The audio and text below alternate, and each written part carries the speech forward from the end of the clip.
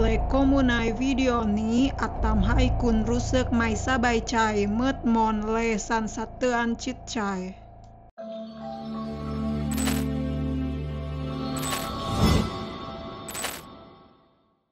ทารกแรกเกิดสำหรับคนส่วนใหญ่พวกเขาคืออนาคตคือความหวังของครอบครัวแต่ลองจินตนาการดูว่าหากที่ใดที่หนึ่งภายใต้ระบบที่แตกต่างออกไปทารกเหล่านี้กลับกลายเป็นเพียงสินค้าไม่ใช่เพื่อให้ความรักแต่เพื่อถูกนำไปค้าขายวันนี้เราจะเปิดเผยรายงานการสืบสวนที่น่าตกใจอย่างยิ่งรายงานที่เปิดโปงการมีอยู่ของอุตสาหกรรมลับการปลูกถ่ายอวัยวะในประเทศจีนเหมืองทองแห่งมนุษย์ที่ดำเนินการเพื่อผลกำไรมหาศาลนี่คือเรื่องราวเกี่ยวกับทารกในประเทศจีนที่ถูกกล่าวหาว่าเกิดมาเพียงเพื่อให้อวัยวะของพวกเขาถูกนำไปใช้เราจะพาคุณไปติดตามว่าเหตุใดการแพทย์ซึ่งควรจะช่วยชีวิตผู้คนกลับกลายเป็นธุรกิจอันโหดร้ายที่เกี่ยวข้องกับเด็กๆผู้ไร้ทางสู้แนวคิดเรื่องการปลูกถ่ายอวัยวะจากเด็กจริงๆแล้วไม่ใช่เรื่องใหม่ในวงการแพทย์ในประเทศสหรัฐอเมริกาแพทย์ทำการปลูกถ่ายอวัยวะเด็กประมาณ500-600 ครั้งต่อปี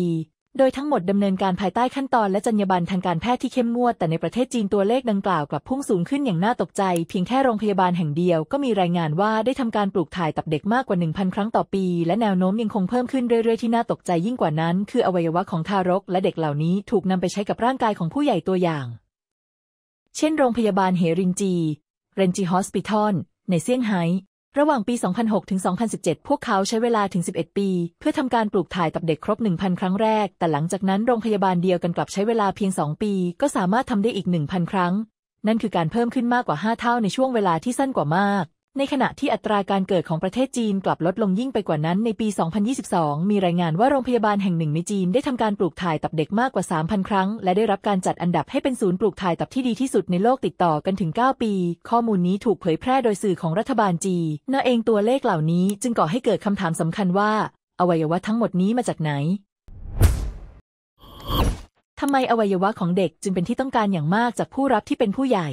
แพทย์จากโรงพยาบาลชั้นนำในมณฑลเสฉวนประเทศจีนได้ออกมากล่าวชื่นชมคุณภาพของอวัยวะเหล่านี้อย่างเปิดเผยโดยเฉพาะไตของทารกเขาอธิบายว่ามีเหตุผลหลักอยู่2ประการแรกไตของทารกมีความทนทานต่อความร้อนและการขาดเลือดมากกว่าไตของผู้ใหญ่ประการที่2และเป็นสิ่งที่น่าทึ่งที่สุดคือไตของทารกมีความสามารถในการฟื้นฟูตัวเองสูงมากข้อมูลจากการวิจัยระบุว่าหลังจากการปลูกถ่ายอวัยวะนี้สามารถเติบโตได้อย่างรวดเร็วและขยายขนาดจนเกือบเท่ากับไตของผู้ใหญ่ภายในเวลาเพียง 6-9 เดือนนั่นทำให้ไตทารกกลายเป็นอวัยวะผู้บริจาคในอุดมคติสำหรับผู้ป่วยผู้ใหญ่ที่สามารถจ่ายได้แต่เบื้องหลังคุณประโยชน์ทางการแพทย์ที่ถูกกล่าวยกย่องนั้นกลับมีความจริงที่น่าตกใจยิ่งกว่าดร.ซ่งทู่หรุนจากโรงพยาบาลจีนตะวันตกมหาวิทยาลัยสวนเปิดเผยว่าพวกเขาได้ทำการนำอวัยวะจากทารกคลอดก่อนกำหนดซึ่งบางรายเพิ่งออกมาจากครรภ์เพียงไม่กี่ชั่วโมงเท่านั้นลองจินตนาการดูการปลูกถ่ายอวัยวะจำเป็นต้องผ่านกระบวนการจับคู่ที่ซับซ้อนซึ่งปกติใช้เวลาหลายสัปดาห์ถึงหลายเดือนรวมถึงต้องได้รับความยินยอมจากผู้ปกครองและคณะกรรมการจริยธรรมทางการแพทย์แล้วพวกเขาทำได้อย่างไรในเวลาเพียงไม่กี่ชั่วโมง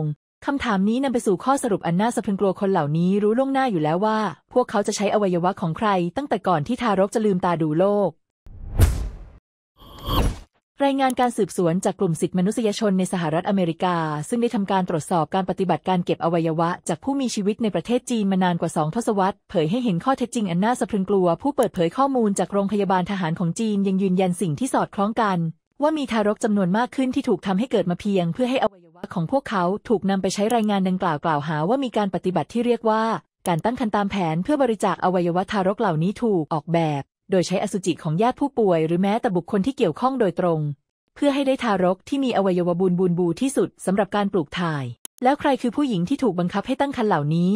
รายงานระบุว่าพวกเธอมาจากกลุ่มผู้ค้าประเวณีแม่อุ้มบุญและที่น่าตกใจที่สุดคือผู้ต้องขังทางการเมืองผู้หญิงที่เป็นผู้ฝึกปฏิบัติฝ่าหลุนกงซึ่งถูกพรรคคอมมิวนิสต์จีนพค.จังหวัดกดขี่และทรมานมาเป็นเวลานานก็อยู่ในกลุ่มเหยื่อเหล่านี้เช่นกันในบางกรณีมีรายงานว่าผู้หญิงเหล่านี้ถูกบังคับให้ตั้งครรภ์หลายครั้งใน1 ปีเพื่อให้กำเนิดทารกคลอดก่อนกำหนดสำหรับการเก็บอวัยวะเพื่อเร่งกระบวนการอันโหดร้ายนี้มีการสงสัยว่ามีการตั้งศูนย์คลอดลับในมณฑลซานตงเหอนานและเสฉวนทั้งหมดนี้ถูกออกแบบมาเพื่อสร้างแหล่งอวัยวะที่รวดเร็วและสมบูรณ์แบบแพทย์ทหารชาวจีนคนหนึ่งถึงกับยอมรับว่าอวัยวะของทารกเหล่านี้ถูกปลูกถ่ายให้กับเจ้าหน้าที่ระดับสูงของรัฐบาลจีนในเขตเซินเจิ้นหลักฐานทั้งหมดนำไปสู่ข้อสรุปที่หลีกเลี่ยงไม่ได้ว่าอุตสาหกรรมมืดนี้กำลังเติบโตและได้รับการคุ้มครองจากเจ้าหน้าที่ระดับสูงของพรรคคอมมิวนิสต์จีนนี่คืออาชญากรรมที่เป็นระบบซึ่งฝังรากลึกถึงจุดสูงสุดของอำนาจในประเทศจีน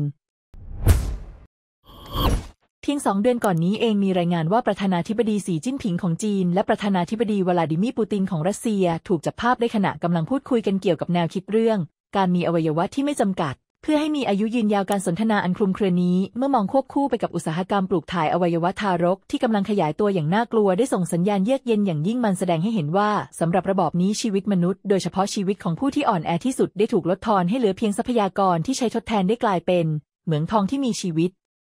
เพื่อผลประโยชน์ของผู้มีอำนาจประเทศจีนอาจฉายภาพลักษณ์ว่าเป็นมหาอำนาจสมัยใหม่บนเวทีโลกแต่เบื้องหลังฉากทางการแพทย์นั้นกลับมีการปฏิบัติที่ทำให้เราหวนนึกถึงความโหดร้ายมืดมนที่สุดในประวัติศาสตร์นี่คือเรื่องราวของทารกที่ไม่เคยได้สัมผัสความรักจากพ่อแม่ชีวิตของพวกเขาถูกนับเป็นชั่วโมงและคุณค่าของพวกเขาถูกกำหนดจากอวัยวะที่พวกเขามีอยู่ในตัวคุณคิดอย่างไรกับการค้นพบอันน่าสะพรึงกลัวนี้